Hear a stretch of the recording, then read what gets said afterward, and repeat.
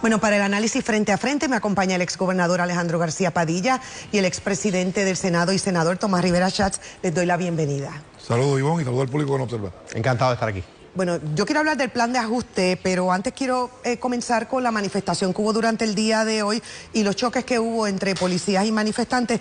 Y me gustaría saber también la reacción en torno a las expresiones que ha hecho el presidente de la Cámara, que dice que él no tiene problema en atender a quienes estén representando a estos manifestantes, pero en el mes de enero, cuando ellos lo que están reclamando es que no se apruebe este plan de ajuste, y otros sectores señalan que tienen que haber unas garantías para los pensionados, para la Universidad de Puerto Rico y los municipios. ¿Les parece razonable enero?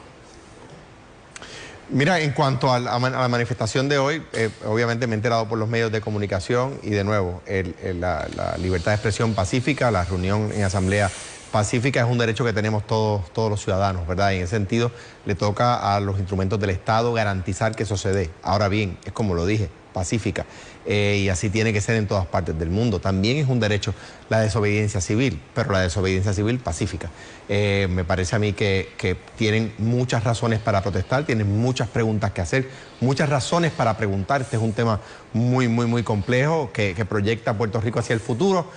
O sea que razones para estar allí tienen, pero obviamente ambas partes, una tiene que garantizar el derecho de aquellos a preguntar y a expresarse y a manifestarse, y los otros tienen que saber que los miembros de la policía y que las instituciones públicas también se tienen que respetar, y la manifestación tiene que ser en paz. Sobre la manifestación que se celebra hoy en el Capitolio, típicamente ocurre cuando hay legislación como la que está teniendo la legislatura. En este caso en específico, sobre el proyecto de la Cámara 1003, el presidente de la Cámara, que fue el que presentó el proyecto, cuando lo presentó, incluía recortes a la pensión. Llegó al Senado, el Senado le hace unas correcciones, le elimina y establece un lenguaje que garantiza 0 recortes. El presidente de la Cámara entonces dice que no hay problema con concurrir, que no tienen... Y ahora hay una reunión con la Junta de Control Fiscal que elimina prácticamente todas las enmiendas del Senado y tiene un lenguaje sumamente confuso que permitiría el recorte de las pensiones, que era el plan original del presidente de la Cámara, los recortes.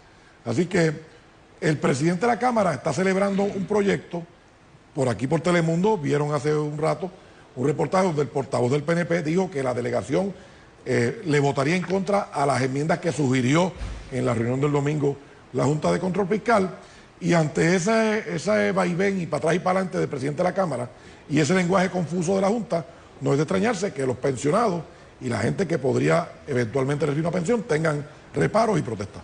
El lenguaje, Ivonne, el lenguaje no puede ser confuso. En ese sentido, yo creo que si lo es, yo no he leído el proyecto, Tomás sí lo ha leído. Hay que aclararlo porque este tema, de nuevo, esto va a llegar a la Corte, los bonistas van a demandar, los pensionados van a demandar. O sea que la legislatura se tiene que afanar porque el proyecto quede lo más claro posible. Y si para algunos sectores está confuso, para demasiadas personas está confuso, para uno en este momento afirmar que el lenguaje está claro. O sea que creo que hay algo ¿verdad? que tratar sobre el proyecto para que quede claramente establecido que no va a haber recorte a las pensiones. Pero no queda claro algo. Se había hablado de que iba a darse un comité de conferencia para que se discutiera el lenguaje, mientras se está diciendo que el lenguaje que ya está escrito no es aceptable. Ya se dio el comité de conferencia y hay un lenguaje final y firme, porque es que no se sabe.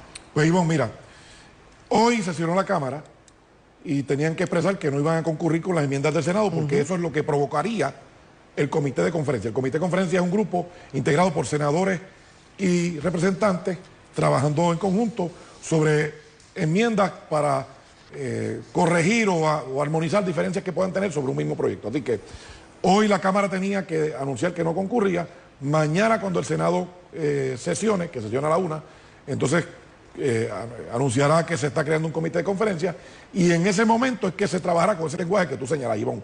Lo que ocurre es que el sábado a las 2:30 de la tarde, la Junta de Control Fiscal le notifica a los líderes legislativos que el domingo, al otro día, a las 4, había una reunión. La reunión fue entregar una carta y entregar un proyecto con unas enmiendas sugeridas por la Junta que eliminan las garantías que tenía de 0 recortes a las pensiones el proyecto, según fue aprobado en el Senado, y otras enmiendas que son inaceptables.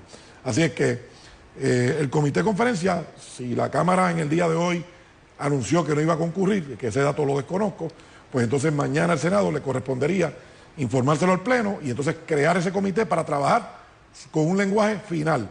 Pero ya se tiene lo que produjo ayer la Junta, que es un lenguaje que es inaceptable y que es sumamente confuso. ¿Y ese lenguaje es aceptado por el gobernador? Esa pregunta es de vital importancia en este momento porque los líderes legislativos, el presidente del Senado, José Luis Dalmau, el presidente de la Cámara, Rafael Tatito Hernández, y los portavoces de los distintos partidos tienen que trabajar en conjunto con el gobernador. No importa lo que aprueben José Luis y Tatito, o no importa lo que el gobernador favorezca, si los tres no se ponen de acuerdo, no se lleva a término, ¿verdad? No se lleva a feliz término. En ese sentido, pues, la información que yo había podido leer en los medios es que el gobernador estaba de acuerdo con la carta de la Junta.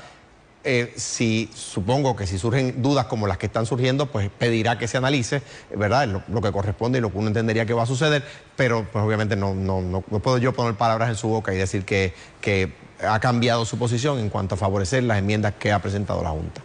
Para contestar tu pregunta, Ivonne, por aquí por Telemundo hace un rato, el portavoz del PNP en la Cámara dijo que no favorecen las enmiendas de la Junta. Y yo, que soy el portavoz del PNP en el Senado, tampoco las favorezco. Faltan por expresarse con claridad el gobernador si va a aceptarlas o no, y el presidente del Senado, que tampoco he escuchado que haya hecho una expresión sobre esos términos. Tenemos que estar entonces todos pendientes al proceso porque la realidad es que no existe todavía una definición en torno a ese lenguaje concreto, porque se espera que la Cámara hoy rechace el proyecto y que entonces se produzca el comité de conferencia. Entonces, tiene que rechazarlo para que se produzca el comité de conferencia. Si acepta las enmiendas, no hay comité de conferencia. Bueno, vamos a ver lo que sucede durante el día de hoy. Yo voy a cambiar el tema y es que AMSCA ha señalado que ha recibido un récord de llamadas a la línea Paz. Estamos hablando de 900,000 llamadas a esta línea. Eso, si lo juntamos con otros factores que son indicativos, indicadores sociales, nos hablan sobre la condición de la salud mental en Puerto Rico y no se ve ninguna acción adicional para atender la crisis de salud mental en el país. ¿Cómo la atendemos? 900,000 llamadas y no ha culminado el año. Me parece que es un llamado, ¿verdad?, de alerta, ¿verdad?, un SOS, que la población está a través de esa línea, casi una tercera parte del país, digamos, los representantes de casi una tercera parte del país, partiendo de la premisa, sabemos que una persona puede haber llamado más de una vez, ¿verdad?, para decir aquí pasa algo, aquí hay una emergencia. Y me parece que AMSCA ha estado un poco silente ante esta realidad. Me parece que una persona que creo que está haciendo un trabajo extraordinario, que es el doctor Carlos Mellado, pues va a tener que también levantar su voz en esto, y felicito por el trabajo que está haciendo con el tema del COVID, pero en este tema, pues un tema importante que me parece que las instrumentalidades del gobierno tienen que atender y que tienen que atender como lo que es una emergencia. En el caso nuestro, tenemos que decir que el doctor Carlos Mellado, en materia de COVID, ha demostrado que estaba por la ruta correcta y haciendo el trabajo correctamente. En el caso de AMSCA, el doctor Carlos Rodríguez Mateo, que dirige esa oficina, que fue un senador, lograr que se puedan canalizar y atender 900,000 llamadas, pues demuestra que entonces un servicio que no estaba llegando comienza a penetrar y a llegar a ciertos sectores que necesitan el servicio. Y si se están canalizando correctamente, que es el anuncio que hace el doctor Carlos Rodríguez Mateo, es una buena noticia. Sin embargo, el hecho de que tanta gente requiera ese servicio demuestra que hay un problema que posiblemente sea económico, que posiblemente sea social, que tenga diferentes vertientes, que está afectando a nuestro pueblo y que es menester atender con mucha seriedad y con alto sentido de responsabilidad. Y es importante que trágicamente la Navidad es una de esas épocas donde más tenemos estos problemas, ¿verdad?, de salud mental, y en ese sentido, pues me parece que el doctor, director de AMSCA, por supuesto lo conozco, fue alcalde de Salinas también, si mal no recuerdo, pues de nuevo tiene que atender esto como una emergencia. Algo está pasando que 900,000 personas, de nuevo casi una tercera parte del país, está llamando a la línea Paz. Bueno, se había anticipado que sí iba a ser el resultado de la pandemia. El tiempo nos ha traicionado, pero mañana tenemos que hablar de la Comisión Estatal de Elecciones y cómo finalmente se va a escoger el nuevo presidente. Muchas gracias a ambos por compartir con nosotros hoy.